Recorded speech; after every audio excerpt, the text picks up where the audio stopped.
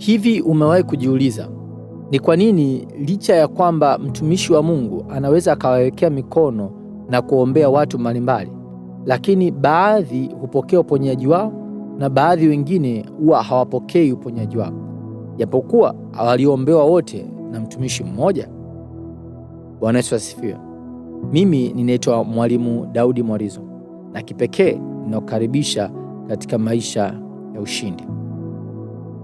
Tunapoangalia neno la Mungu katika kitabu cha Marko sura ya 6, wewe utasoma kuanzia mstari wa 1 hadi wa 6, lakini mimi nitawekea mkazo zaidi katika mstari wa 5 mpaka wa 6. Neno la Mungu linasema, wala hakuweza kufanya muujiza wowote huko, isipokuwa aliweka mikono yake juu ya wagonjwa wachache akawaponya. Akastaajabu kwa sababu ya kutokuamini kwao, akazunguka katika vile vijiji akifundisha. Hapa tunakutana na habari inayovutia sana. Ni habari za kuhusu Bwana wetu Yesu Kristo. Maandiko yanasema ya kwamba kipindi fulani Yesu alienda katika kijiji chake, na alipofika pale kwa ajili ya huduma, watu wa kijijini, kwa sababu wanafahamu historia yake, wanafahamu kuwa amekulia pale, wamemuona akikua, wanafahamu kuhusu mama yake ni nani, na walikuwa wanafahamu familia yake ni kina nani. Kwa namna moja au nyingine, wale watu hawakuamini huduma ya Yesu. Kwa hiyo neno linasema, kwa sababu hawakuamini, kwa sababu ya kutokuamini kwao kulisababisha hata yeye Yesu asiweze kuponya. Sasa kumbuka jambo hili, ya kwamba Yesu tunayemwongelea hapa ni Yesu aliyemfufua Lazaro kutoka kaburini, ni Yesu aliyemfufua binti Jairo, ni Yesu aliyeponya wenye ukoma, Yesu aliyewapa vipofu kuona.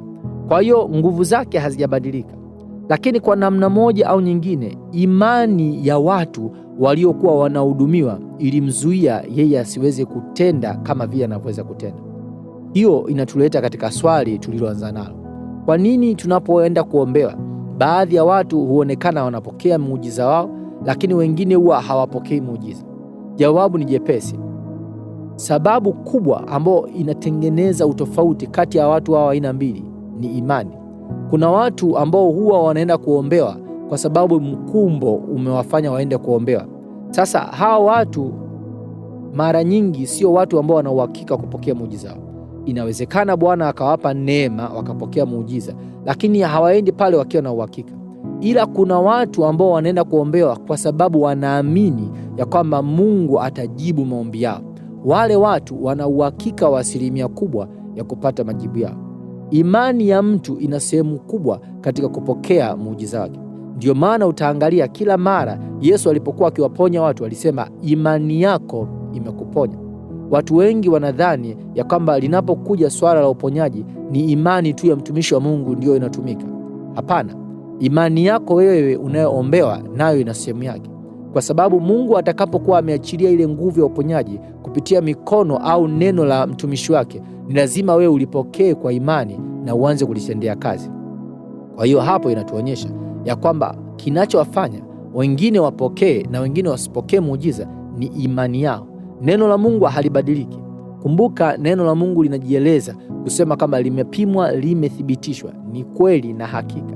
Na Mungu habadiliki, ni yeye yule yule jana, leo na hata milele.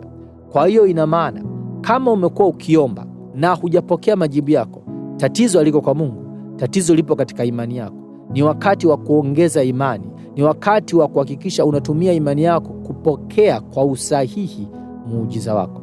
Mimi ninaamini Mungu tunayemtumikia, Mungu tunayeongelea habari zake ni Mungu mwema, ni Mungu ambaye nimesikia habari zake na mwenyewe nimeshuhudia akiponya watu wengi.